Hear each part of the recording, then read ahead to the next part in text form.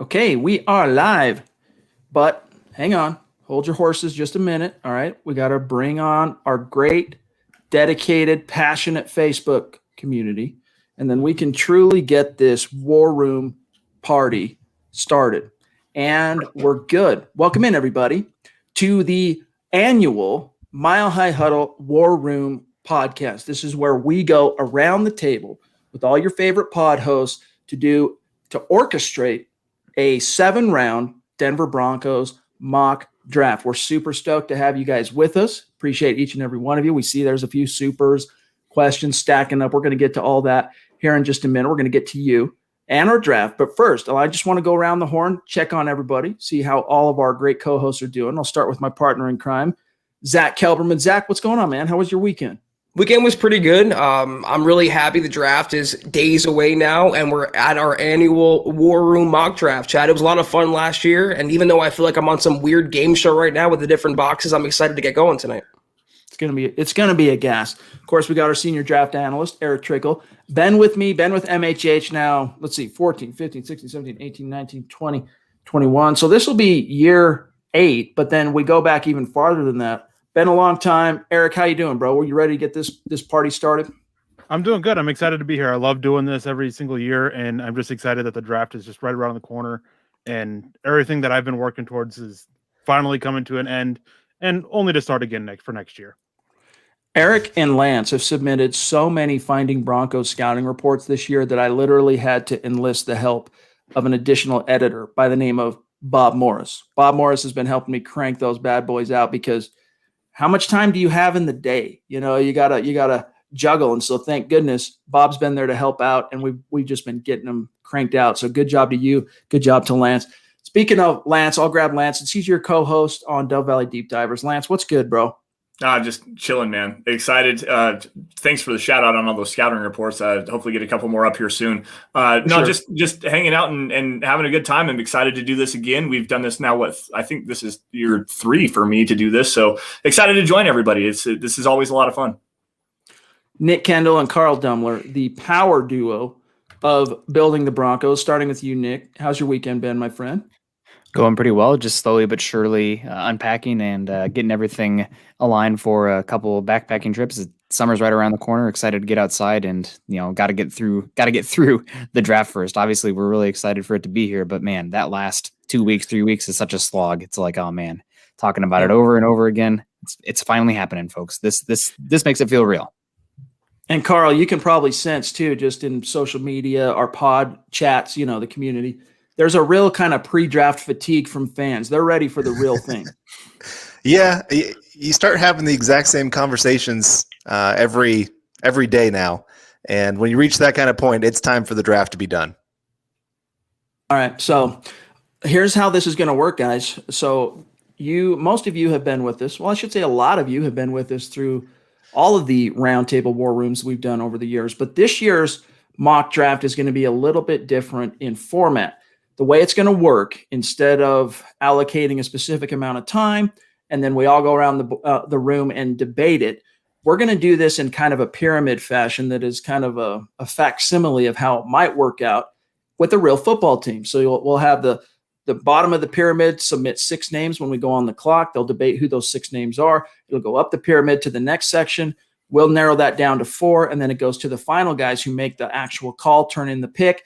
Boom, that's our pick. And we're hopeful, this was Eric's idea, by the way, this pyramid mock draft, that it will create a fun flow and also allow us to still kind of debate and talk about each prospect to make sure each and every one of you are as educated and edified on the 2021 draft class as possible.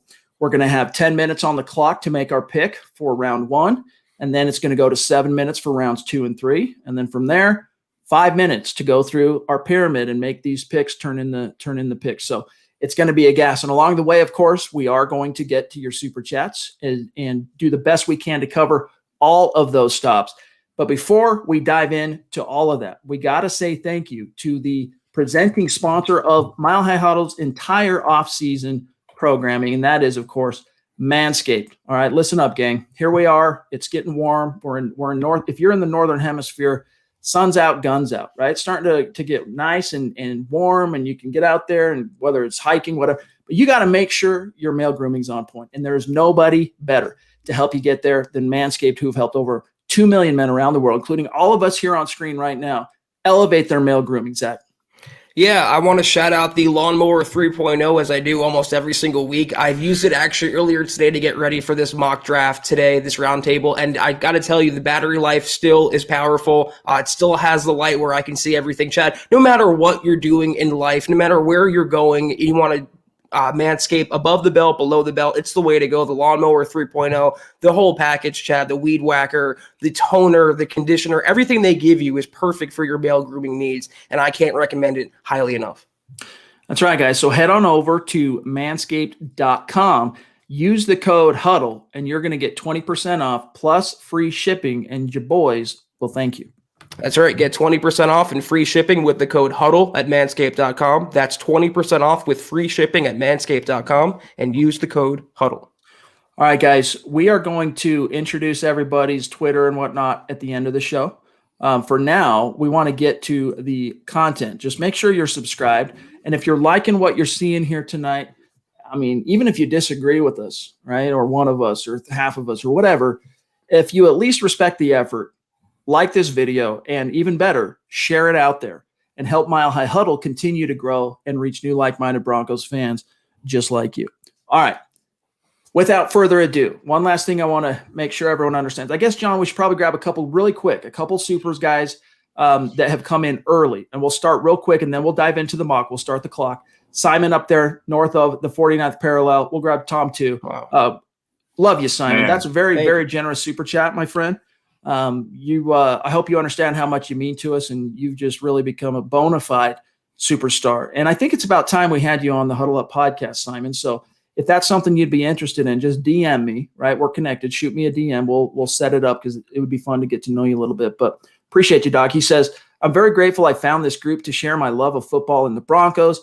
I've learned so much about the game from all of you and want to express to all hosts and fans how much I value this group. Can't wait for the draft. Denver Broncos for life. Eric, it's a pretty big deal, man, when you see that level of support coming from the community and just tipping their cap to, just appreciating, I guess, the work we put in. Yeah, it's definitely very humbling to see that, especially with how we started out and all those years ago with what we're making, and now we have such a big following, and just very humbling, and we appreciate everyone for all your guys' support. All right, one or two more, and then we're diving in. Tom El Greco, John, you still got him queued up? There he is. Another great superstar up there north of the 49th parallel in Canada, proving Broncos country is not a geographic location. It's a state of being, baby. He says, if we draft Justin Fields or Trey Lance, do you guys think the writing's on the wall for Locke, or does he get a fair shot at starting? Thanks, guys. Nick, I'll give this to you real quick. Let's keep it short, though, so we can dive in.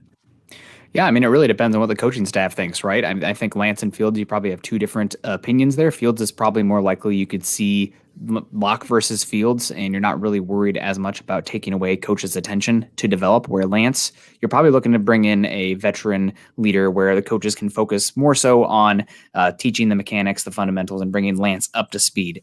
But a fair shot, I don't know if Locke's going to get a fair shot if they bring in a first-round quarterback, but to be fair to that, a lot of guys don't get fair shots. He had 18 games, and Broncos are picking ninth in a good quarterback draft, and if they choose to go a different direction, that's just the way it breaks sometimes. I'll pull for him either way, but that's life in the NFL. Bill Anderson, appreciate you, bro. He says, draft a good – he's kind of pressuring us here, right? He's trying to influence our decisions in the war room. He says, draft a good linebacker, Parsons or JOK. Leave the QBs alone. Let's see what Vic's defense can really look like with a great person in the middle.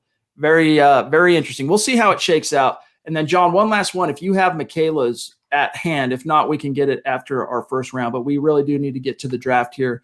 If not, I'm going to go ahead and get started. Okay, we'll go on. So, guys, Michaela, we're going to get to you, my friend. Hold tight. But let's get this party started. So first things first, guys. I'm going to give you guys a look at the board that we're going to use here. All right, we're going to use actually, one second. Let me just double check something, make sure we're good to go. Let me just set this up real quick. While I do this, John, grab one more super, and Zach can grab it real quick here from Steven. Steven jumping in. He's a friend of all the podcasts on this network. We all appreciate you, Steven. Thank you so much. 999 Super. He goes, "Hey guys, go Broncos. Can't wait until Thursday." As everyone on this panel can agree, we're all excited finally to get the draft underway, finally to learn where the Broncos are going. Isn't that right, Lance? Yeah, man. It's just, again, like Carl said earlier, we're at the time now where everything is just kind of being so repetitive. You're hearing the same takes and stuff like that. I mean, I went on Broncos Country Tonight the other day and threw out a take that I have Justin Fields as quarterback 1. So maybe going back to that Bill Anderson super chat, maybe we'll look at those quarterbacks just a little bit differently. But man, I tell you what, this is Christmas. It really is. It's Christmas to me. It's Christmas, especially to Eric and Nick and Carl. I mean, this is what we do. This is why we do what we do and cover the Broncos in this particular way. So I can't wait, man. Last one, and then we're diving in. It's all set and ready to go. Michaela, appreciate you so much, my friend. You really mean the world to us. Our only lament, our only regret is that you haven't come on the show yet. So one of these days, if the stars align, we look forward to that time. But really, really love and appreciate it. She says, "Can't wait to see who we draft. Grateful to have met you all in this pod. Hashtag blessed." Carl, hashtag blessed indeed. Did we lose Carl again? I think we did. Carl. All right, so Carl. Guys, hey, you're dealing with this many moving parts. Might have a technical difficulty. So here's what we're going to do. Lance, in the short term, let's have Nick step into the first pyramid section with you for the first round. Hopefully, we'll get Carl back in time to be there for round 2. All right, but Michaela, love you so much. Appreciate you, my friend. All right, so let me go ahead and get this. Let me show you guys what we see, and we can start the clock. All right. So I already kick-started the mock draft simulator. All right. Let me blow this up a little bit so it's easy for everybody to see. The Broncos are on the clock, gang. Here's how the board has fallen. First pick, of course, Trevor Lawrence to the Jags. Number 2, Zach Wilson to the Jets. Number 3, Trey Lance to the Niners. Number 4, Rashawn Slater, the offensive tackle, to the Falcons. Number 5, Penny Sewell to the Bengals.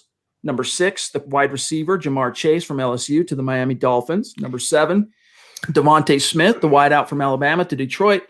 And number 8, 2 Alabama wideouts, back-to-back, Jalen Waddle going to Carolina. So without further ado, Nick and Lance, you tell me how you want me to manipulate the players available board, and then I'm going to go ahead right now and start the clock from 10. Go. So as I just got done saying right before we went live, Justin Fields is my quarterback 1. The Broncos have a need to go and upgrade at least the quarterback room.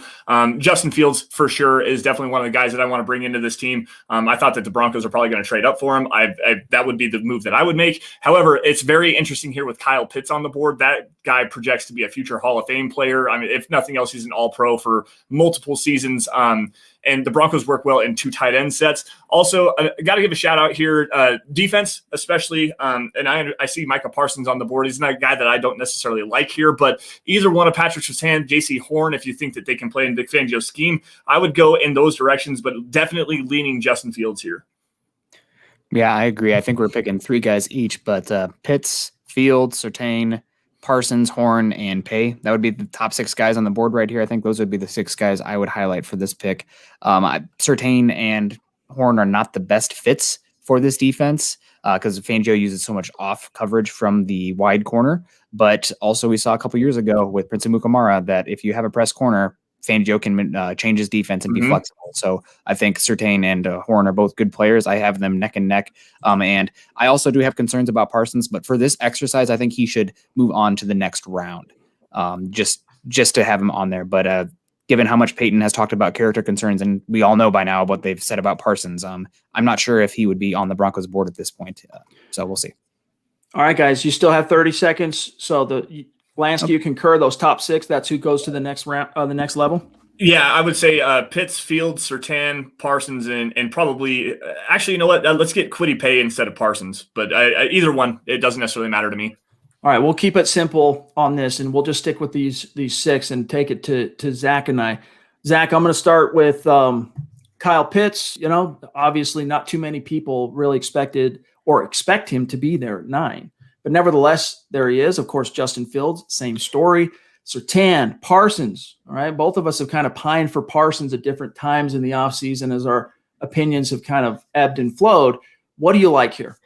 What kind of draft simulation is this, though? What happened to the run on quarterbacks? I mean, why is there a run on wide receivers going back to back to back?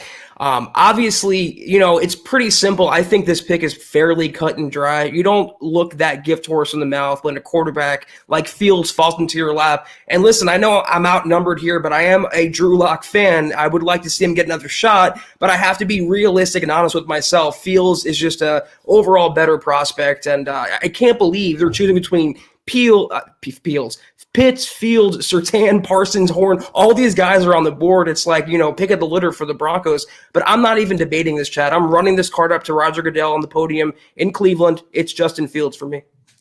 All right. So if Eric and Nick are our GM and director of college scouting, or however you want to shake it out, the 4 names I think we probably could agree on submitting up the chain for final analysis here. Top 4 on the board. Yeah, I'm going to say Kyle Pitts, as much as I would kind of cringe at the Broncos taking him in the first round, just because how much is he really going to help you this year? You still got Noah, you still got Alberto. I'm not sure about that, but he's an elite prospect. We got to put him up there and let the shot callers make the decision. So Kyle Pitts, Justin Fields. I'm going to say J.C. Horn, and then I'm going to say Micah Parsons. I like J.C. Horn more than I like Surtain. Those would be my 4, Zach, unless you would bicker on Horn over Surtain. I mean, you could bicker, but I'm cool with it. If you want a consensus, I'll take Horn over Surtain. But far and away, Pitts, Field is there, Parsons is there. Those are arguably the 3 top prospects probably on the Broncos' big boards. You really can't go wrong. But all right, so Eric and Nick, we just crossed the 4-minute mark. Is what's left. Take your pick between Pitts, Fields, Parsons, Horn. I think it's obvious, and I think that Nick and I are going to be in agreement here, having talked to Nick multiple times about this very subject for over the past months. It's Justin Fields. Yeah, I mean, in this scenario, I would have been fine calling and moving up to 6 for Justin Fields. We know quarterbacks are going to go 1, 2, 3, but I think there are 4 quarterbacks in this class that would be a top 10 pick in almost any year. And the Broncos, they don't know about Drew Lock right now. That doesn't mean Drew Lock cannot become the guy, but you only have 2 years left of control. He's had injury 2 years in a row, and the Broncos are going to have a bunch of guys are going to have to pay coming up. So if you can reset paying that quarterback clock with one of the best prospects in this class, one of the best one. I mean, if you take the last 5 classes, Justin Fields is one of the top 4 quarterbacks, in my opinion, in any of those classes. He's that talented.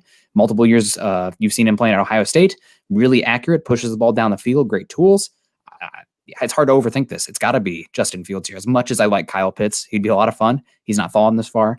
And I don't care. He's a tight end. I don't care. Albert Okweben, I'm day 3 pick, 12 catches in his career. I'm not looking at him and letting him be the reason why I don't take a generational player. But in this scenario, it's got to be Fields. Mm-hmm. I guess the pick is in, huh? Shall we, Ben? Yep. All right.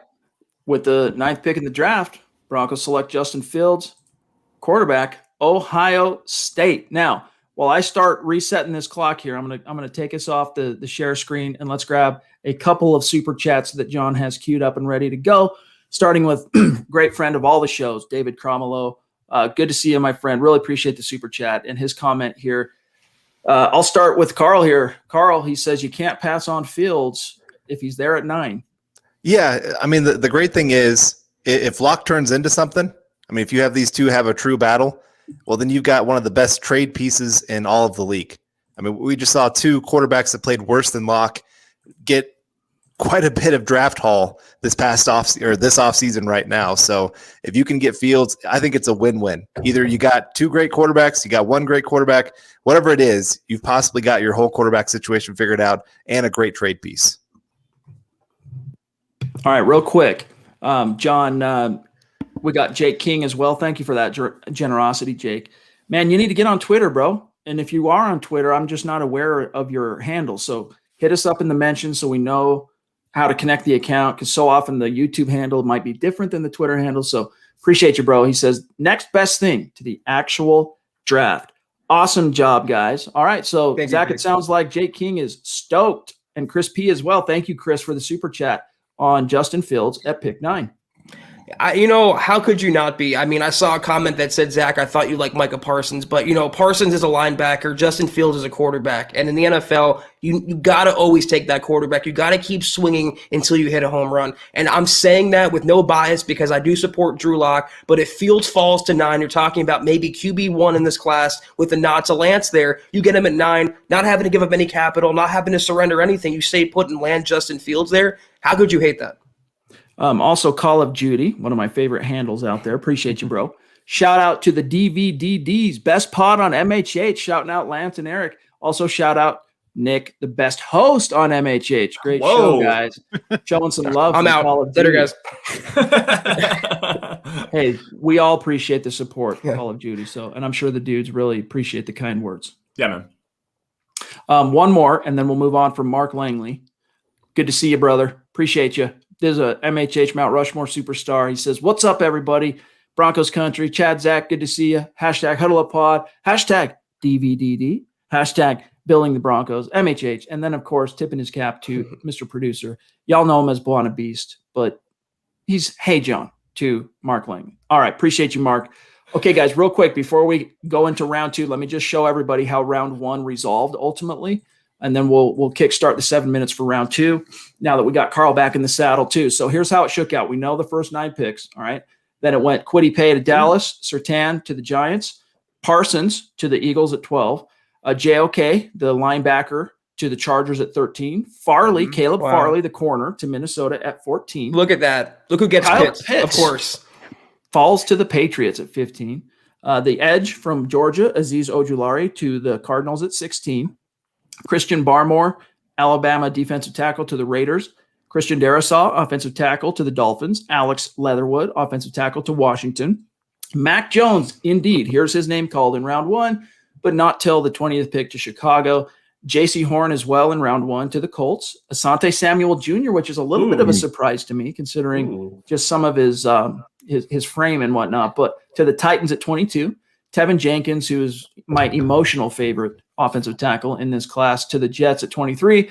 Elijah Vera Tucker, the tackle/guard offensive lineman, to the Steelers. Jalen Phillips, the edge rusher, to Jacksonville. Jason Owe, also edge from Penn State, to Cleveland. Rashad Bateman, wideout, to Baltimore. Kadarius Toney, wideout, to the Saints. A lot of wideouts here, man. Yeah. Rondale Moore, wideout, Packers. And then edge, Joseph Asai from Texas to Buffalo. Last 2 picks, Carlos Basham Jr. to Baltimore. And then the running back, Najee Harris, to the Tampa Bay Buccaneers. So without further ado, let's go ahead and mosey on to round 2. And then we'll start the clock and let Carl and Lance kick things off here. Let's see how this bad boy shakes out. Broncos hold the 40th pick in the second round, right? I believe. Yep. And we are on the clock. So let me quickly start the clock. Here we go. 7 minutes, counting down. Carl, you start off, my friend. Okay. Can you tell me how you need me to manipulate it? Yeah, that's perfect. Well, I love having Traven Moehrig at the top. He'd be a great fit for the Broncos, just kind of a versatile player for the secondary. Javonte Williams is a little bit tempting there. Really fill out that offense, finish it off. Man, that would be a dynamic, or ETN as well. I guess I forgot that he's still there. But Jamin Davis, that's going to be one of my guys. I guess I'll have Javonte Williams on there because I love what he brings, and I'll put Trayvon Moehrig as well. Just again, that versatile player that can really finish off that safety group. I love what he brings to the table. Could be the best safety in this class, and the Broncos need 3 safeties to make this defense work. And like I said, Javonte Williams, versatile running back in both the run and the pass game. Great player for him. Jamin Davis, maybe the most athletic linebacker in this draft, which is saying something when you're talking about having quite a few guys that just tested out of the charts. But Jamin Davis added to this defense, perfect fit for him. All right, Lance, who would your 3 guys be to submit up the chain besides Moehrig, Williams, and Davis? It's really hard because those are the 3 guys that I was looking at here as well. ETN, though, is very intriguing. He's not necessarily the best fit for this Pat Shurmur scheme. He does work well in the inside zone. He's a pretty good receiver as well. The offensive tackles here, though, Jalen Mayfield is kind of intriguing. I like Eric Stokes as well. Pass on Nick Bolton. Keep going down here for just a second. Javon Holland. Hey, there's my guy at 54 overall. Richie Grant. That's my safety number 1. And if it's between Trevon Moehrig and Richie Grant, I mean, you can kind of toss the two back and forth if you want to. But to me, let's go Stokes here. Let's go Richie Grant, and let's go with let's see here. ETN or Jalen Mayfield. Jalen Mayfield. Let's get a tackle in here. Okay, so Zach, we got a pick of these 6. We got Jalen Mayfield, we got Stokes, the corner from Georgia, we got Richie Grant, the safety from Central Florida, Javonte Williams, the back from North Carolina, and then Moehrig, the safety, and of course Jamin Davis. I think the guy that you and I are probably going to latch onto here. No deliberation at all. I mean, this is a guy I'd be okay the Broncos, trading down in the first round, and getting him at 40 overall is just the ultimate steal. I'm turning in the draft card. Jamin Davis, linebacker. Justin Fields and Jamin Davis in 1 and 2, Chad. I think the Broncos won the draft if that happens that way. All right, so I'm going to pick 2 to serve up. You pick 2. So I'm going to pick Trevon Moehrig, and I'm going to pick Jamin Davis. Pick 2 more to serve up to Nick and Eric, and we still got 4 minutes on our clock. I'll take Javonte as well, and go down a little bit. I'll keep going. I'll take I'll take Jabril Cox. Well, he wasn't selected by the bottom guys, so he's off. So it's got to be either Richie Grant. That's right. Okay. I'll take Grant then. That's fine. All right, so guys, we got Richie Grant, we got Jamin Davis, we got Javonte Williams, and Trevon Moehrig. To the top dogs, starting with you, Nick, and then to Eric. Hash it out. We got 3.5 minutes. Can we see who went 33 through 39 just for the sake of it? Like, I just want to see who went off there because, okay, a couple guys that I might have been interested in here. Greg Newsome, he probably should go. If the Broncos traded back to 15, I would love Greg Newsome. So the fact that he went first pick in the second round, good job, Jags. What a hit. I also really like Tryon with the 5th pick to the Eagles. He's another guy I would have considered there. Broncos need to start looking at that edge room earlier than later. It's an impending need, and you need to have horses there if you're going to compete in this division. For me, I'm leaning Davis. The Broncos need some athleticism.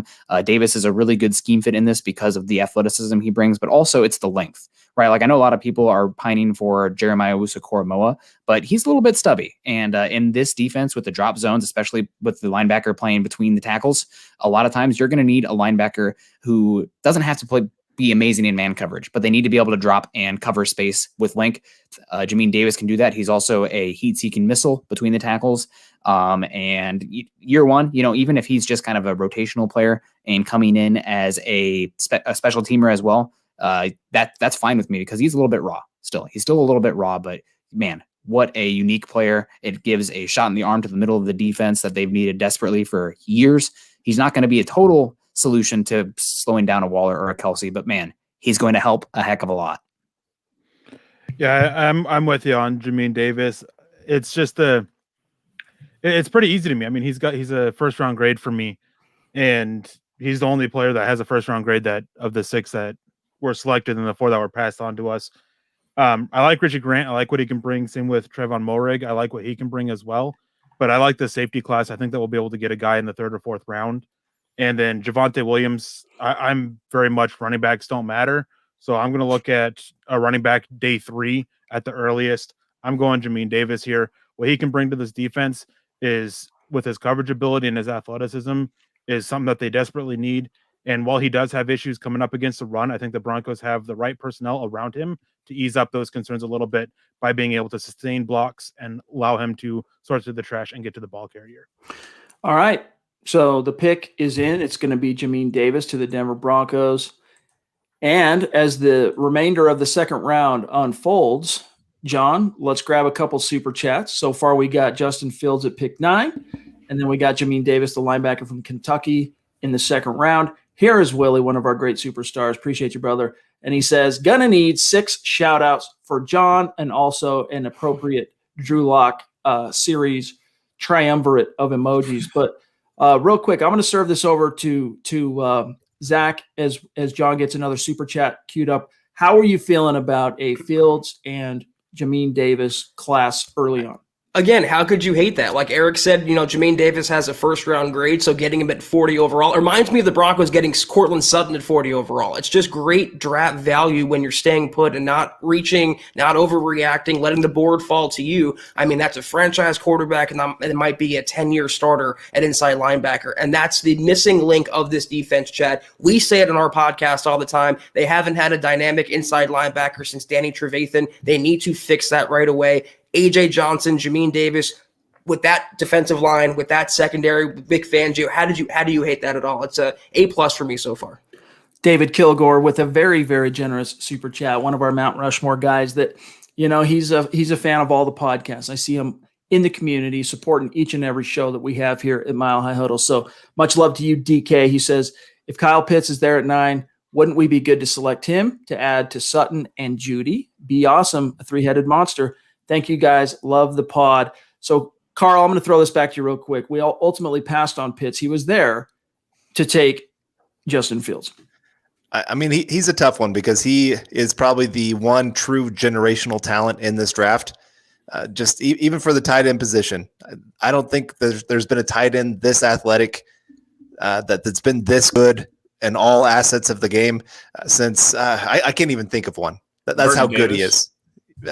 I'd say he's better. He's better.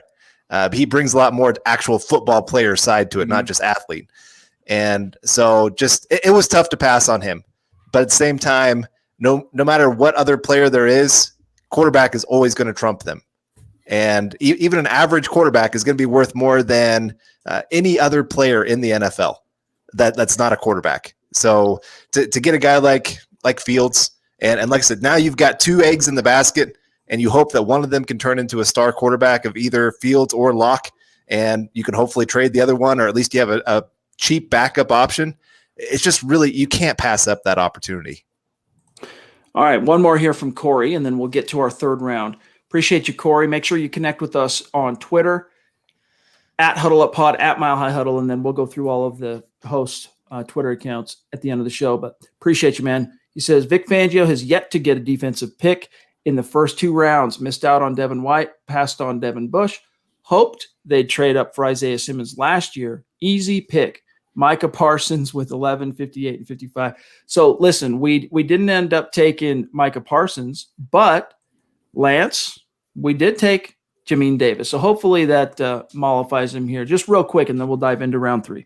Well, see, the biggest thing to me about Jermaine Davis over Micah Parsons here is just the athletic ability and coverage. And Jermaine Davis is a much better drop back as like a vertical drop back. He has a really good job of hitting his landmarks and everything in coverage. And he can also click and close and drive on the football. Micah Parsons is more of a vertical mover in the passing game. He can turn and run with guys, but as far as a zone coverage linebacker, he's not that good in coverage there. So if you're looking for a man coverage corner or linebacker that can crash to the flats and blitz in the A gaps, I would much rather go with like a Cameron McGrone in the like 4th or 5th round that doesn't have the character concerns. You do have some injury concerns there, but Jermaine Davis at 40, that's a home run pick. All right, guys, let me just break down how round 2 fell, and then we'll dive into 3. After Jermaine Davis, it went Liam Eichenberg, the tackle, to the Lions, the edge rusher Ronnie Perkins to the Giants, the safety Trevon Moehrig to the Niners, Eric Stokes, the corner, to Dallas, Elijah Moore, wideout, to Jacksonville, Dylan Radins, offensive tackle, to New England, Jalen Mayfield, tackle, offensive tackle, to the Chargers, Jackson Carman, offensive tackle, to the Raiders, followed by defensive lineman Levi, I'm going to botch this, man, Onwuzurike. That was pretty good. Onwuzurike. Cardinals, Travis Etienne to Miami, the running back, wideout Terrence Marshall to Washington, Landon Dickerson, the center, to Chicago, the safety Javon Holland to the Titans, the guard Wyatt Davis to Indianapolis, edge rusher Peyton Turner to Pittsburgh, Diami Brown to Seattle, the wideout, and then Kelvin Joseph, corner, to the Rams, Aaron Robinson, corner, to Kansas City, Chaz Surratt, linebacker, to Cleveland, Kyle Trask, in the 2nd round, quarterback, goes to New Orleans. Then Javonte Williams, the running back, at 29 to Buffalo. Pat Freiermuth, the tight end, Green Bay. Offensive tackle Brady Christensen to Kansas City. And then the corner, Tyson Campbell, to the Tampa Bay Buccaneers. So as I navigate us over into the third round here. I'm going to go ahead, and as soon as we go, we see the picks being made here, we'll start the clock and get Lance and Carl discussing and picking out their three. Looks like we're on the clock. Let me just double check. All right, we're on the clock. Let me hit the old start button here. Boom. We got 7 minutes, guys. You get 2 of those minutes. Lance, let's start with you. Pick your 3 guys. It's easy. Very first one that I'm seeing up there, not Nick Bolton, because Nick Bolton is another 2-down linebacker. Richie Grant, that safety from UCF. Rangy, very physical, solid man coverage guy. He absolutely destroyed the Senior Bowl. Love that pick there. Davion Nixon is very intriguing to me here. Not necessarily that the Broncos need to add to their interior defensive line. There's some versatility with him here. He can play the 3 and the 5, get upfield. He's explosive, kind of a pass rusher kind of type. Quinn Miners is another good one here, but really I'm looking at number 71, Michael Carter, the running back from North Carolina. I think he fits pretty well. Decent receiver out of the backfield. Not necessarily the most explosive runner, but it has some good vision, patience as well behind the line of scrimmage. So give me Richie Grant, give me Quinn Miners, the center from Wisconsin Whitewater, and Michael Carter from North Carolina. All right, Carl, who would you like to add? Well, can you scroll down a little bit? Let me see. All right, well, I'm going to go Aleem McNeil there from North Carolina State, add to the defensive line. Just very dynamic player that just at times he's played out of position, and yet he still found a way to thrive. And this isn't a great defensive line class, but he's still a talent that I think if you give him a year could really develop into something. And I'm going to add Kenneth Gainwell to the list. I know Eric is not really wanting a running back before the day 3, but I love what he brings to the table. I think he's a great kind of match there with what the Broncos already have. And so I would love to have him. And then Quincy Roach. That's another one there for the edge position.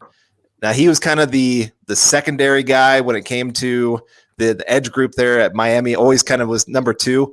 But to bring him here to Denver, I think be able to sit for a year, he was still a very dynamic player for them off the edge. I don't know how Miami had 3 edge guys that were so good, but they did. And all 3 of them deserve to go really high. So those would be my 3 names. All right, Zach. So it's we got Roche, we got Gainwell, we got who was the other one of yours, Carl?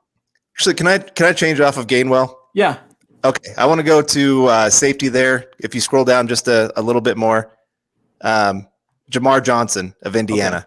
I want to add him to the list. Sorry. I think he adds a little bit more talent overall of what we need on the defense. Okay, so Zach, here's our options. Jamar Johnson, the safety from Indiana. Gainwell, not Gainwell, excuse me.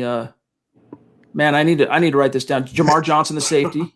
Yeah, Quincy Roach, and then his picks were Miners, Carter, and of course Richie Grant. So you start on this, Zach. Who are the 2? You pick 2. I'll pick 2.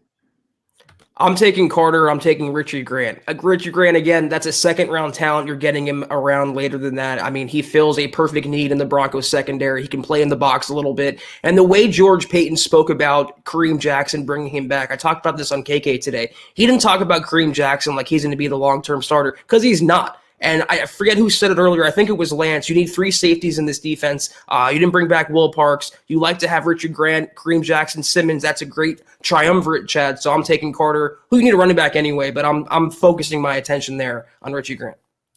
All right, so there's 2 of them that we're going to submit up the chain. I'm going to throw in Jamar Johnson, the safety from Indiana.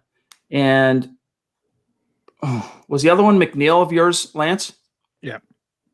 All right, so I'm going to go the other one for Carter, or for Carl. I mean, yeah, it was Carl's. All right, so I'm going to go Johnson and McNeil to go with Carter and Richie Grant. So Nick, actually, we'll start with you, Eric. Who's your pick, and then Nick, and then we've got 2.5 minutes. Ooh, I really want to say Aleem McNeil. He's been one of my guys for a long part of this process. Absolutely love what he can bring. I think he's got more upside as a pass rusher than Mike Purcell does. Mike Purcell's getting up there in age, and we can be looking for somebody to replace him down the road. But that number 3 safety, that's the biggest one for me. And I could be fine with Jamar Johnson, but I'm looking at Richie Grant here, despite him being 25 years old. I think he's more reliable as a player, and he's got the higher grade for me. Yeah, I'm going to go with Richie Grant as well. The Broncos, he's a safety that can do split field safety. He can come down and play the slot. He's got good ball skills.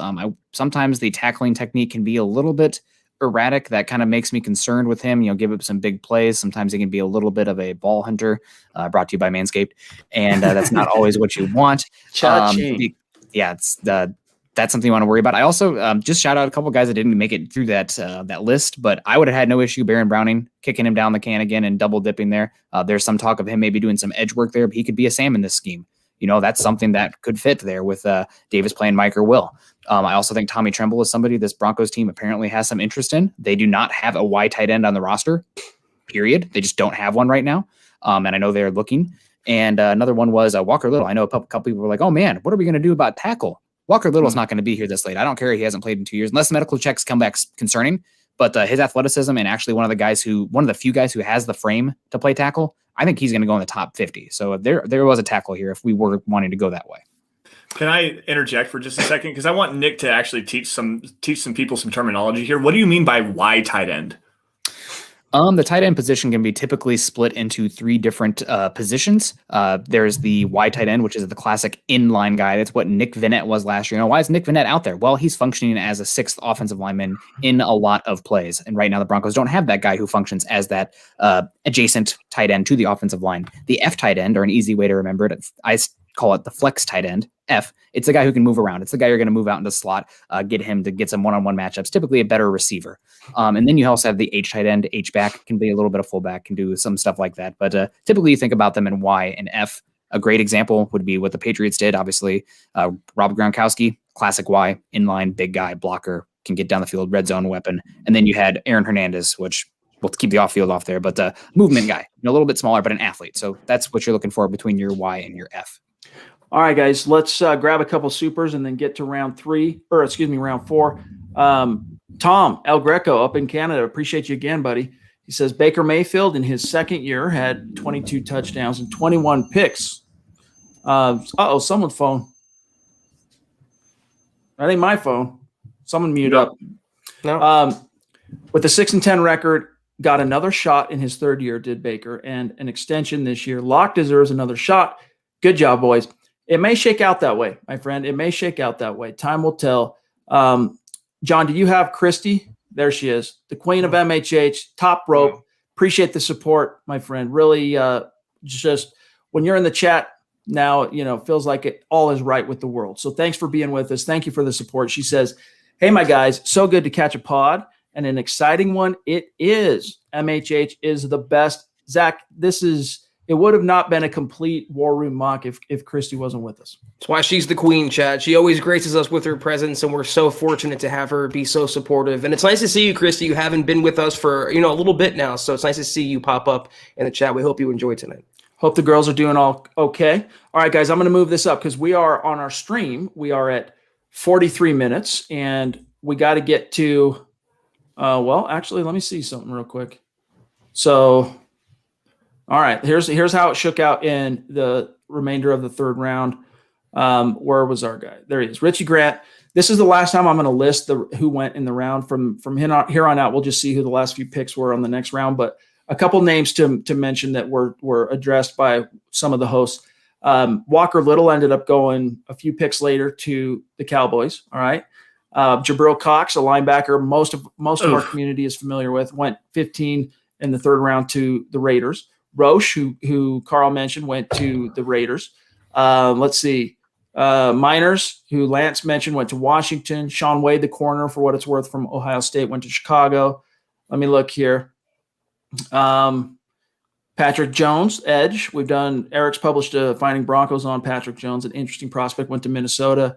Let me see. Baron Browning ended up going 29th in the third round to Buffalo. Pete Werner. Love that. To Baltimore, the next pick. Tommy Tremble, the tight end, to Tampa Bay. Rochelle to the Patriots at 32. Now, let me just take a look here. Cisco to Dallas is very intriguing to me. I like that. He can play the single high. He can play in the split field safety roles. Like, that's coming off that ACL. That's a very intriguing pick to me. All right, guys. So without further ado, I'm kicking off round 4. Let me reset this real quick. And let's see, we're on the clock. We are on the clock. So let me go ahead and whoops, we're going to 5. That's right. Let me back this up just 1 second. Countdown. Let me do 5, 0, 0. Okay, guys, reminder here. We got to be much quicker in our deliberations. We only got 5 minutes total to make the pick. So we're going 1, 1, and 3 on the time frame, and it has started. So let me hurry and blow this up for you guys. Carl, you start on this one. If you need me to manipulate different things, you say the word. But the last few picks, real quick, were got to go down here. So the last few picks were Michael Carter, Gainwell, Thomas, Brown, Jamar Johnson, Sample to the Panthers. All right, so clock's going. Here's your board, my friend. All right. Well, Tommy Togai of Ohio State would be a guy that I'd look for on that defensive line. I think he'd be a nice addition for them. Cameron McGrone, I know we've already taken linebacker, but double dipping, that's a guy that could really develop into something. So I'll put him on there. And I'll throw one to Justin Fields, Trey Sermon. I'll put him on the list and say that's a guy that I think could really fit well with the Broncos on offense. Lance, who are your 3 here? So he actually took 2 of mine, and McGrone and Trey Sermon there. I do like Marvin Wilson, even though he's more of a plug. He could be that 1-3 technique, maybe a 0 technique as well, to kind of just eat some gaps, eat some bodies and whatnot. Dylan Moses is something that I'm not necessarily sure about. The coverage is a little bit intriguing. I'm actually going to just kind of agree with Carl here because we have limited time. Give me McGrone and Sermon, and I'll throw out let's see here. You know what? Give me Dylan Moses just to give you another option to debate, guys. All right. Okay, Zach, of these 5, we're going to keep it to 5. We got to pick 2 each here. Togai, the defensive tackle, McGrone, the linebacker, Sermon, the running back, Wilson, Moses, the linebacker. Who would be your 2 guys to pass up the chain? I'm going McGrone and Trey Sermon, but I'm taking Sermon if it's my call here. That's a great pick, and pairing him again with Fields, that's a good double dip and familiarity. So that's my 2, McGrone and Sermon. All right, I'm gonna take Moses and Togai, if that's how you pronounce his name. I always botch some of these more.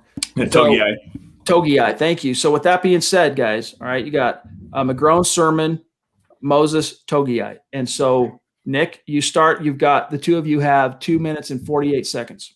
Real quick, Lance, you had your hand raised. Was there another player there that you missed out on? Yeah, another one that I looked at number 117, Ardarius Washington, the safety out of TCU. This is a really good safety class, and that's another guy that I really like. A little bit small, but can play in the slot. Has like 5'8", 190, if that. But still, there's a lot to work with there. And again, I really like this safety class. And if you're going to double dip on linebacker, you might as well double dip on the safety because the safety depth in this team is terrible. So I'll keep it short. I'm going to lean Trey Sermon here. I know I'm very much not use premium capital on running back. I like a number of these guys here, but I'm also using running backs on their rookie contract, running them into the dirt, and then letting them walk. I don't want to pay guys second contracts. So Trey Sermon, you can reset that clock. You can get a guy who's a good fit for the inside zone and young running back. That's what you want to build around. Eric, it's a mixture of medical issues, defensive linemen. I'll go Trey Sermon here simply because of that familiarity, but I am concerned about that knee. And word is going around that he did have some red flags pop up at the medical combine this year. So, okay, the pick is in. So while the 4th round resolves really quickly, let me grab John. Let's see, from Tom. We got Christian ready to go. Appreciate you, Christian. He says, "What's up, guys? Good to see everyone. Just showing some love. Hashtag let them hate. Hashtag state of being. Love that, my friend. Really appreciate you." Then we also got Christian. Hey, Chad and Zach. I feel like it's Parsons or Fields at 9 or trade back. At this point, I wouldn't be overly mad at Mac Jones. I want Fields at 9 all day, baby. No trade up, though. Hashtag Denver Broncos for life. State of being from Michigan. Love that, dude. Zach, he got Fields. So hopefully, Christian, you're stoked at least on the first pick in this mock we've executed. Christian had me until he mentioned he wouldn't be overly mad with Mac Jones. I want nothing to do with Mac Jones in this draft class. So we'll hope Field is the pick there instead. All right, let me just see here, John, before we jump on here. We got another one that John's queuing up. Oh, no, hold on. Let me see here. Scrolling down. Mine's about to do a jump, so we'll grab DK. A different DK. D-Crom. That's what we'll say. That's how we'll distinguish. D-Crom, which I know you call yourself D-Crom anyway. Like, that's your Twitter account, if I'm not mistaken. So thank you, David. Do the Broncos seriously like Mac Jones over Trey Lance, as Palmer believes? Let me throw this real quick over to Nick. I know you have your ear on the ground quite low this time of year. What's your reply here for David?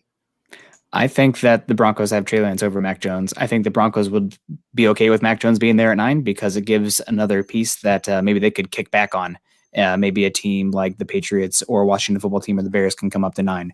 But I would be shocked based on what I've heard that if the Broncos ended up having Mac Jones over Trey Lance on their big board. Shocked. Real quick, we got to mute that phone. Whoever phone that is, we got to make sure that bad boy's muted. Brandon.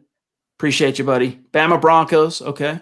To all of you, thank you for all your hard work, putting all of this hard work so the Mile High Huddle family or Mile High family can see this. Hey, man, we do appreciate the kind words, Brandon. And then one here from Base Case.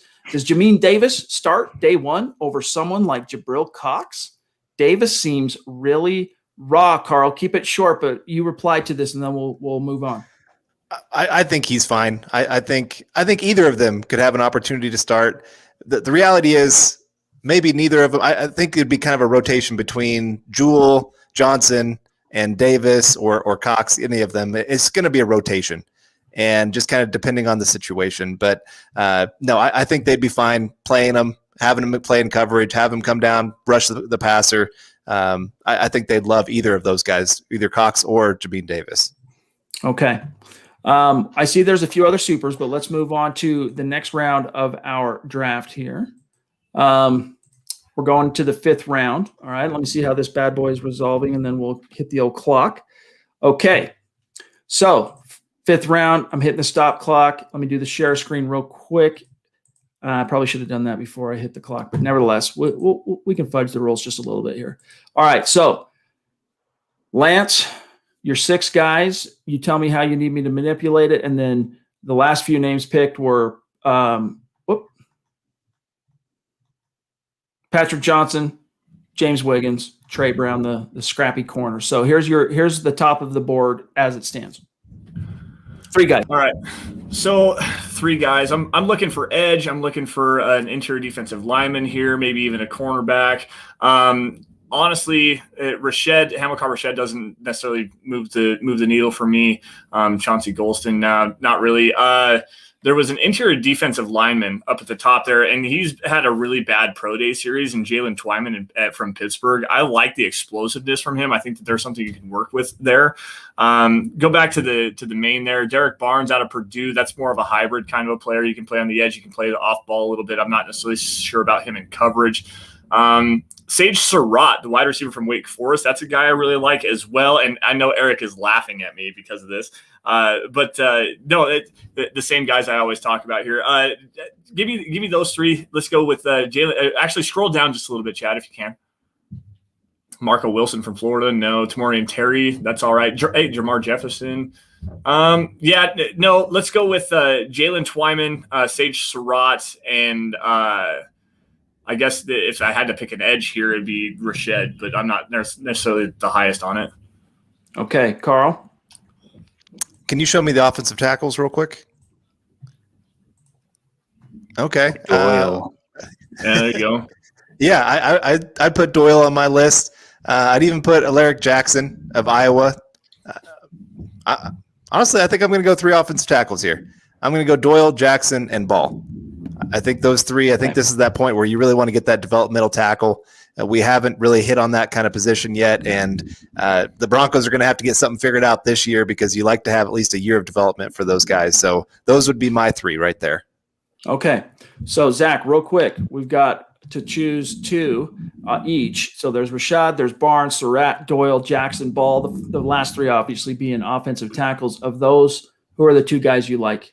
I'm taking Twyman and Doyle, and I agree wholeheartedly with Carl here. The Broncos cannot keep waiting any longer to keep inserting the duct tape and bandages at right tackle. You never know what's going to happen with Juwan James, and the Broncos can't trust their offensive line and Justin Fields in this scenario to players like Calvin Anderson. So you have to prioritize the offensive line for Munchak. Get that guy in the building. I'm going Doyle.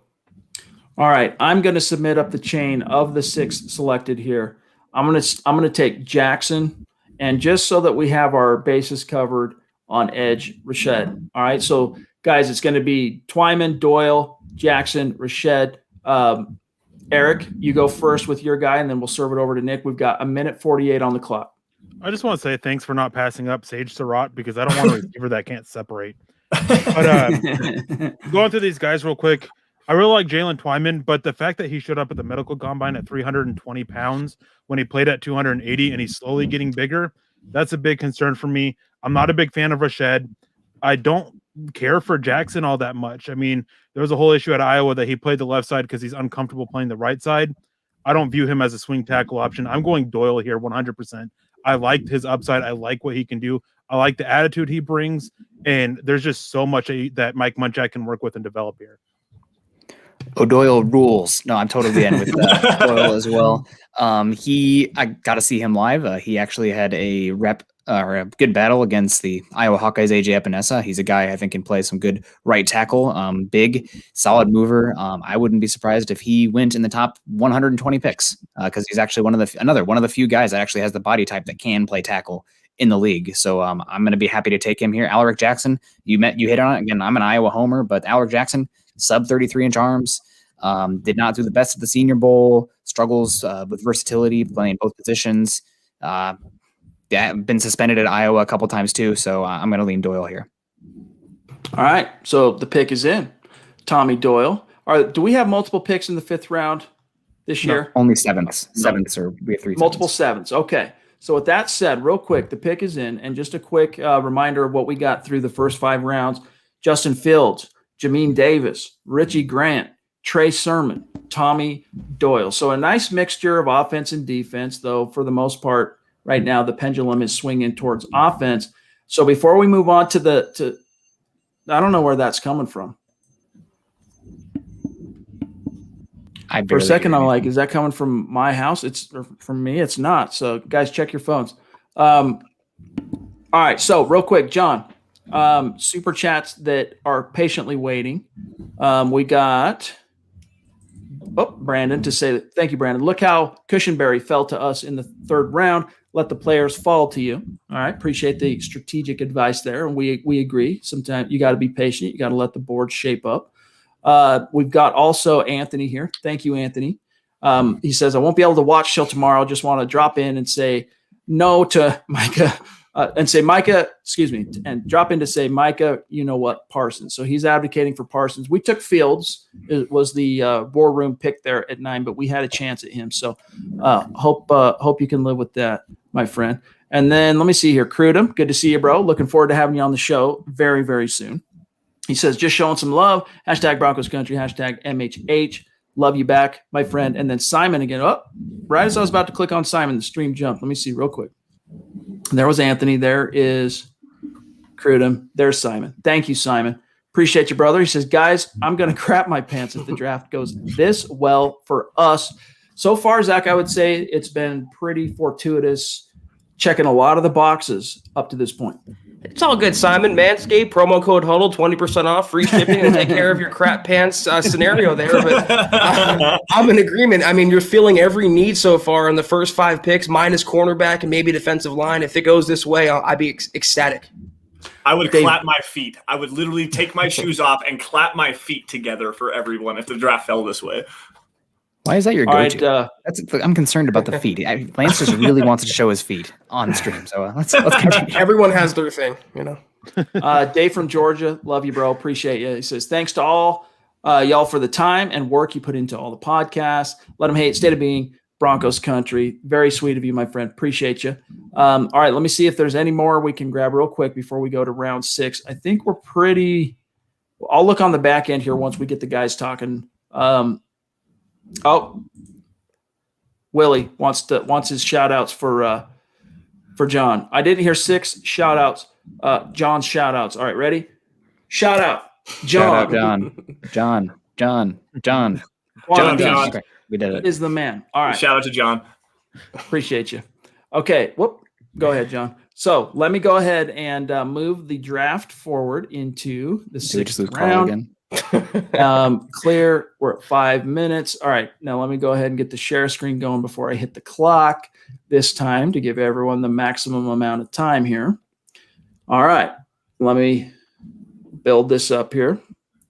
Okay. The last few picks, guys, were Elijah Mitchell, Garrett Wallow, Elijah Mitchell, Drake Jackson, Tay Gowan. All right. So here's how our board is setting up. And with that being said, Carl, pick your 3 guys here, and you tell me how to move the board. I think we lost Carl here. So did we? Go ahead, Lance. I think we did. So I'll give you guys 6 here, and I know that's not necessarily fair to Carl or to anybody else here, but I'll give you 6 here. Wide receiver Frank Darby from Arizona State is a guy that I'm kind of looking at as far as a developmental guy. You obviously have Tim Patrick and Cortland Sutton on 1-year deals. Deshaun Hamilton probably on his way out.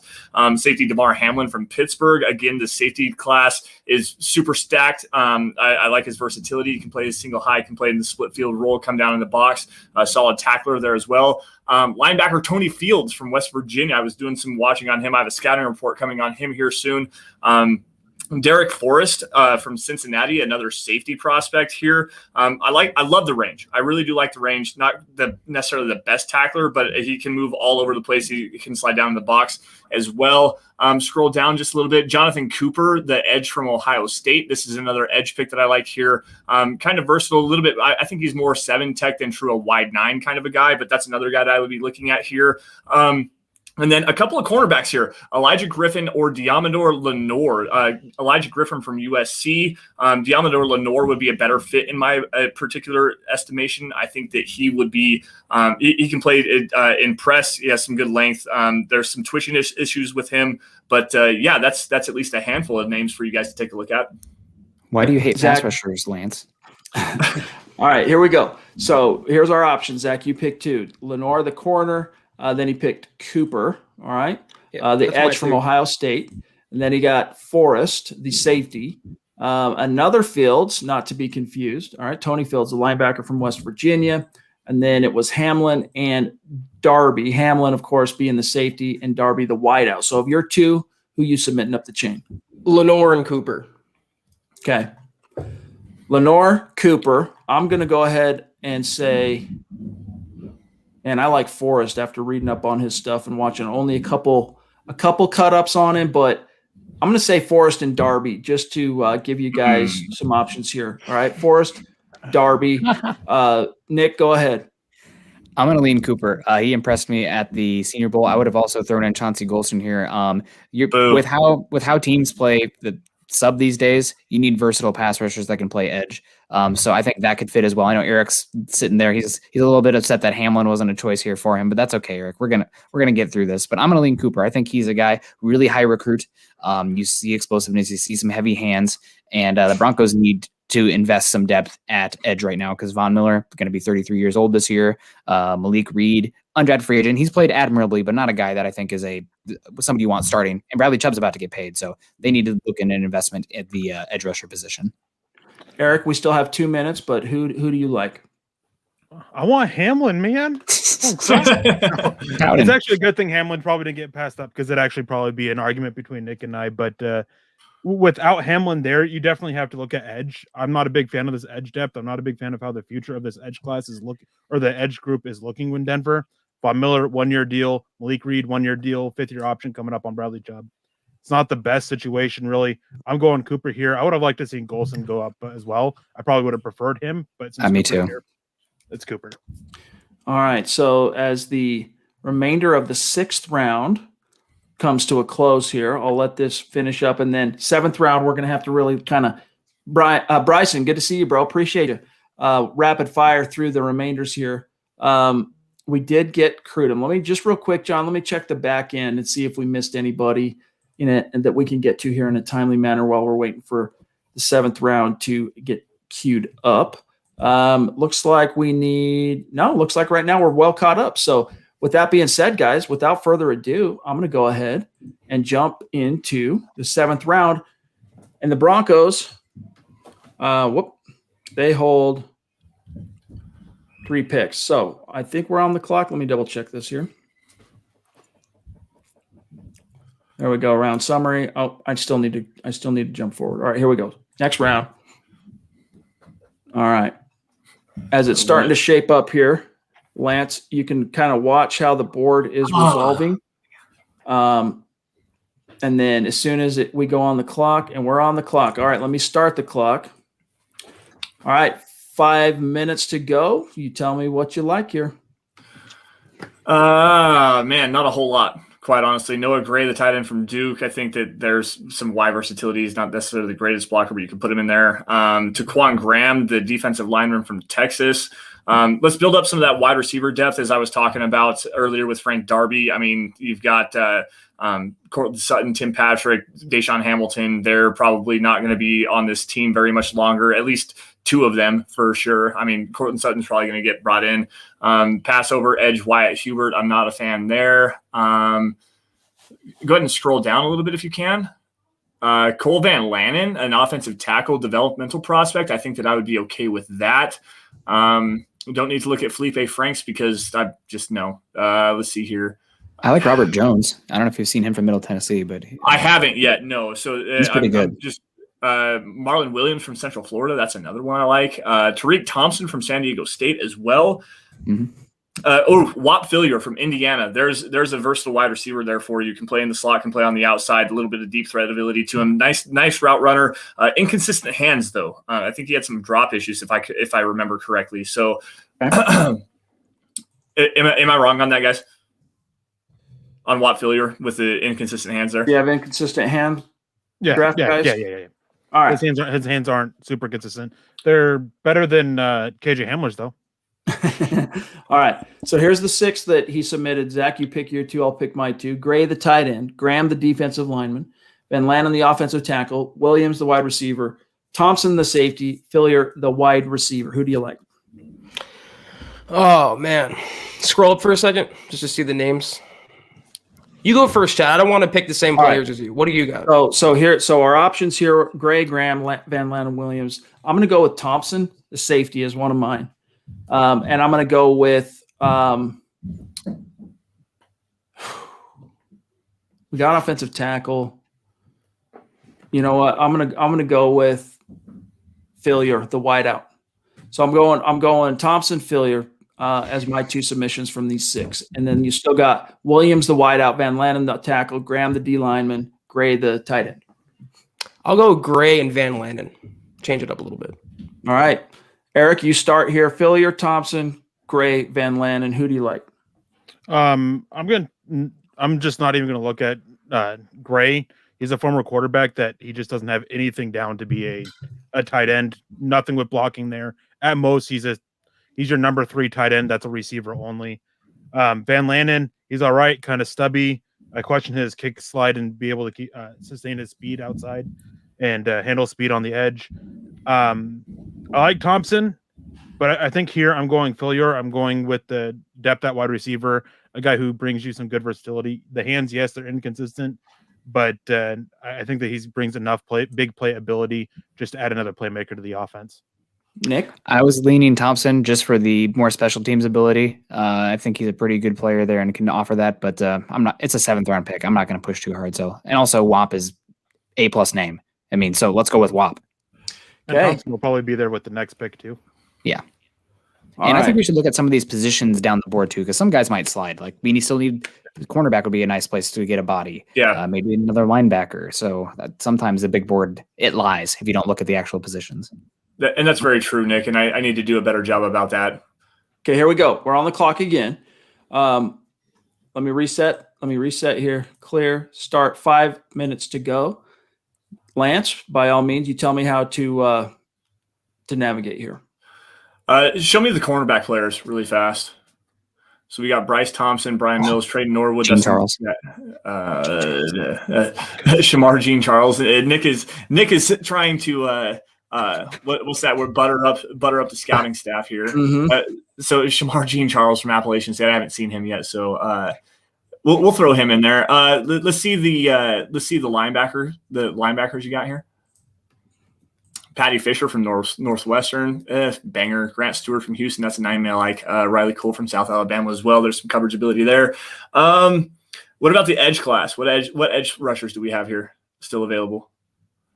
Darius Hodge from Marshall, Carlo Kemp from Michigan, Jamar Watson from Kentucky. Not necessarily sure, guys. I only got one name so far, Gene Charles. Yeah, Shamar Jean Charles. Let's throw that one out there. Throw Taquan Graham, that defensive lineman from Texas. Outside of that, I'm pretty well drawing a blank here, guys. All right. Well, let's go up the chain of command. Eric, Nick, make any suggestions that we can that Zach and I can analyze here. Richard Wildgoose, another defensive back. He's a guy very versatile. I like his fit in the scheme. He did a lot of zone work at Wisconsin. He can play safety. He can drop down to the nickel. And I think he's a guy who's probably going to be more safety in the NFL. And you're still the depth at safety is still kind of bad. So I'd want to look there. Avery Williams is another small safety, but his special teams play was exceptional. And that's going to be how he carves out a role in the NFL. I'm looking at Gene Charles right now. He was one of the top players. He's a little bit small, but I think he's a phenomenal fit for this Fangio defense. He can do a little bit of inside-outside stuff with the off-ball coverage. He's got good ball skills. The fact that he is the 273rd player ranked, I think it's just because people haven't seen him. A lot of consensus, but this is a consensus board we're looking at. I think he's going to go in the top 200. And then I'm this a little bit down the line, but Avery Williamson, I think he'll be there at their last pick as well. 7th round. What are the odds of this guy hitting? Not very high. Like, let's be honest, not very high. If you can get a special teams ace here, this team needs it. Todd McMahon, I can't stand it anymore. This guy needs some help. So I'd lean Gene Charles here, but then I'd be looking Williams later. So Zach, should we just pass it up the board to the guys? Gene Charles here with the second of 3 7th round picks. I want to take him because the Broncos would be the only team with 2 Shamars on their team. So it would fill a big need and be pretty cool at the same time. So Eric, Nick, Shamar will take Jean Charles. Yeah, that's fine. That's with my me. pick. All right. So now we move on to the final selection in this class as the simulator runs. And the Denver Broncos, let me just restart the clock. Just keep us honest here. And it's still moving, baby. We're on the clock. All right, let me go ahead and start it. All right, Lance, last swing at the plate. Here's your top-rated guys. And, again, we can kind of do it. So Wild Goose is there again. Williams is there again. Are you on all, or are you just straight on cornerbacks here? Oh, that's right. Here's all. Interior offensive lineman Jimmy Morrissey seems to be an all right pick there. I'm still kind of thinking, you know what, Avery Williams from Boise State. That's another one I really like there. Taquan Graham, another interior defensive lineman. He's more of a stack and shed kind of a player. He's not really a true penetrator. And as Eric had said earlier when I was talking about Jalen Twyman or Lee McNeil for that matter, that's a guy that you want to have as like a replacement for a Mike Purcell. So let's go with Taquan Graham, Jimmy Morrissey, Malik Herring, the defensive lineman from Georgia, Avery Williamson, and Richard Wildgoose. All right, so Zach, we got Wild Goose, we got Herring, the defensive lineman, Graham, defensive lineman, Avery Williams, the corner / DB, and then Morrissey, the interior offensive lineman. I'll just say real quick, I'm going to throw in there Wild Goose, and I'm going to throw in there Williams. Yeah, I'll say Graham, and I'll say was Morrissey on there? You said Morrissey's on there. I'll go Graham and Morrissey, even though I wanted Avery Williams. So okay, so we got Williams, Morrissey, Wild Goose, Graham. Nick, you start. We got 3 minutes to make the last pick. I think Williams is the way to go here. I like Wild Goose as a name, but I think he's more of a man corner, ideally in nickel. Williams can do that. I do want to give a shout out to Robert Jones, Middle Tennessee State offensive tackle. We didn't get him down here, but I think he's going to be a guard at the next level. He was really impressive at the Senior Bowl, super strong. I think he's a good scheme fit as well. And I think, let me see, Dane Brugler has a rated as a 4th round prospect. So to get him in the 7th this late would be stupid. But for this scenario, I think we haven't touched cornerback until the 7th round. We need depth there anyway, young bodies, and Williams can really raise the floor of the special teams room. Eric? I would prefer Wild Goose. I think he did a lot more in zone at Wisconsin, and he did well there. I think he offers up a lot more versatility on defense, and he offers up the ability on special teams as well. But if you just want to go for the pure special teams player, Williams would be the guy. All right, so I'll do the tiebreaker then here. And just by virtue of the name, I'm going Wild Goose. That's We're going to chase the Wild Goose here, gang. All right. Rashad Wild Goose, we're drafting him. So here's what I want to do to end this draft, okay? I want to go around the table and just get everyone. I'm going to read off the entire class, and then I want to go around the table and everybody, since we're at an hour 14, just very quickly, give your thoughts overall on this class the Broncos brought in the mock, how it would maybe affect things, the outlook, short and long. And I'll start with my partner in crime, Zack Kelberman. Real quick, Zach, we got Justin Fields here. We got Jamin Davis. We got Richie Grant, Trey Sermon, the running back, Tommy Doyle, the tackle, Jonathan Cooper, the edge, we got some great names in this class, all right? Wap Fillier, the wideout, Shamar Jean-Charles, the corner, and then Rashad Wild Goose, the corner. So how are you feeling about this class? I'm feeling great. I mean, you're getting Justin Fields. You're getting talent around, late, Chad, in terms of a good way, in terms of a steal. I mean, Justin Fields, a top 5 pick. Jamin Davis is a borderline first-round prospect. Grant's a borderline second-round prospect. I give this an A. My only gripe is I wouldn't wait so long to address cornerback. I think that's more of a pressing need than a lot of Broncos fans realize. I wouldn't have maybe leaned toward receiver. I think they're well stocked there, but how could you really hate this? Look at those 5 or 6 picks, Chad. I mean, to me, it's a home run draft. All right. Carl's not going to be able to rejoin us, but let me just throw it over to Lance. Your thoughts on this class kind of quickly and a grade. Well, let's see here. You've got quarterback 1, in my opinion. You've got safety 1, in my opinion. You've got linebacker 3, in my opinion. So right there, your first 3 picks are home runs for where you're at with the value.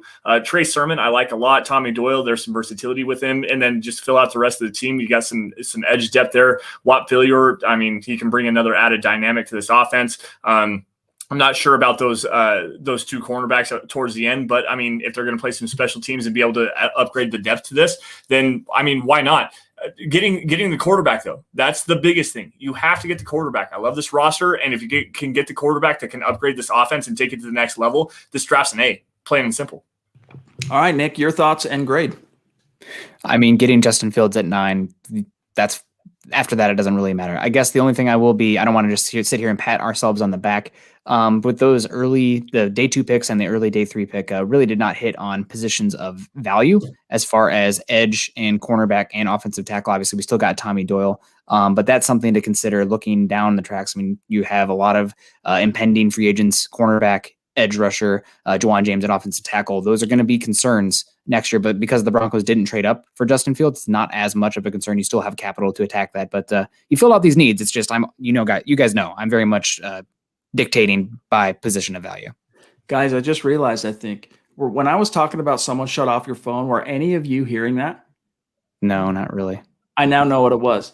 It was when time never ran out on our stop clock. And so when the stop clock would actually run out in this other tab, it would send out this really shrill phone call sound. So that's what I was hearing. So my apologies to, throwing shade at you guys for not being pros and on point. All right, Eric, last one here. Your thoughts and grade on the haul we brought in, and then we'll get out of here.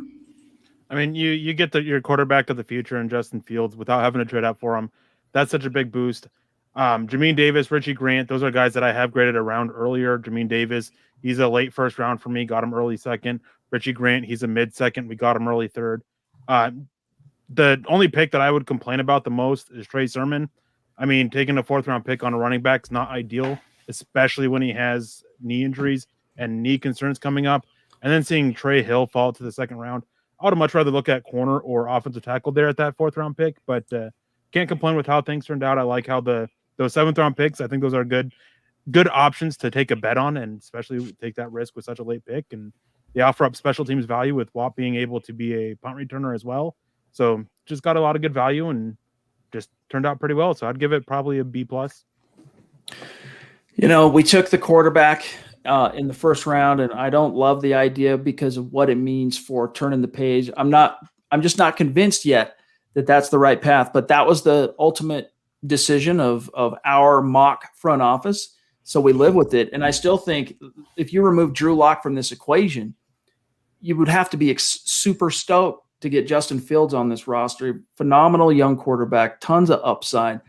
He could go on to do great things for the Denver Broncos. So all in, I'm giving this an A- draft for myself. A lot of short-term value, a lot of long-term value as far as checking some boxes. So we hope you guys enjoyed this mock. Philip, thank you for that super chat at the end, my friend. Really means a lot to us. He says, this is fun. You guys do a great job with this every year. Really appreciate you, Philip. Before we dip on out, though, I do want to make sure everyone knows how to connect with us. Let me take this off. Does it show? There we go. It's hard to see how small it is, so I'm going to read it off. Yes, we're going to be streaming on Thursday night. We're going to stream live for all rounds of the draft. So get your popcorn ready. Get your favorite beverage in Thursday night. I want to say it kicks off at 6 Mountain Time. And if I'm pretty sure it does. And Friday, it'll be a little bit earlier. We'll be going live. So check your local listings for when the draft starts each day. We're going to be going live doing an MHH, basically a draft watch party. It's going to be fun where we're breaking down things as it unfolds in real time, analyzing the picks, grading things. Kathy, thank you so much. Appreciate the super chat, my friend. She says, let's do it again on Thursday, and we shall. So with that, John, let me go ahead and get everything off the screen. Guys, follow Nick Kendall on Twitter at Nick Kendall MHH. Follow Lance Sanderson on Twitter at Sanderson MHH. Follow Eric Trickle on Twitter at Eric Trickle. My partner, Zack Kelberman at Kelberman NFL. Carl Dumler, all right, who had some technical difficulties. He texted me. He was unable to resolve them. On Twitter at Carl Dumler MHH. Myself at Chad and Jensen. And lest we incur the wrath of our community, John K. You know him as Buona Beast on Twitter at John K MHH. Appreciate you, John. And with that, guys, we got to get out of here. So, guys, great job. That was a lot of fun. I don't know. I'll be honest with you. This was a more fun, engaging format to me than the way we've done it in years past. So, kudos to Eric for coming up with this idea, man. Thanks. It was just reading a book about it and talking about he's now the vice president or president of something with the Atlanta Falcons, and it's basically truncating the whole draft process over the year of how teams narrow down their boards into just a single show on a single night and for a mock draft. Very fun. All right, guys. We'll see you tomorrow night for the Huddle Up podcast. Myself and Zack Kelberman returning at our usual time, 6 p.m. Mountain, 7 p.m. Central, 8 p.m. Eastern. Till then, have a great night. Tomorrow morning. Zack, that's right. Thank you, Nick. Goodness gracious. I don't know what it is. I got to get this corner of my brain fixed so I can plug Broncos for Breakfast. Now, look, the last couple of weeks since we started the show, Broncos for Breakfast, our new drive time show, has been kicking off at 8 a.m. Tuesdays, Thursdays, local time, 8 a.m. Mountain, 10 p.m. Eastern. But we're going to be going live every morning this week since it is draft week. So, guys, on your drive in, making your commute into work or to school, whatever you're up to, tune in to MHH with Broncos for Breakfast, which includes, of course, Nick Kendall and Scott Kennedy. So without further ado, without anything else, Zack, sign us on out of here, and we'll see everybody tomorrow night. Well, first of all, great job, guys. It was really a lot of fun. Great job, Eric, with the format. I really enjoyed it this year. Thank you, everyone, for tuning in. Thank you for all the support. You guys always go above and beyond when we have these kind of shows. Me and Chad, we will see you guys tomorrow. Like he said, 6 o'clock Mountain, 8 o'clock Eastern. Take care, and as always,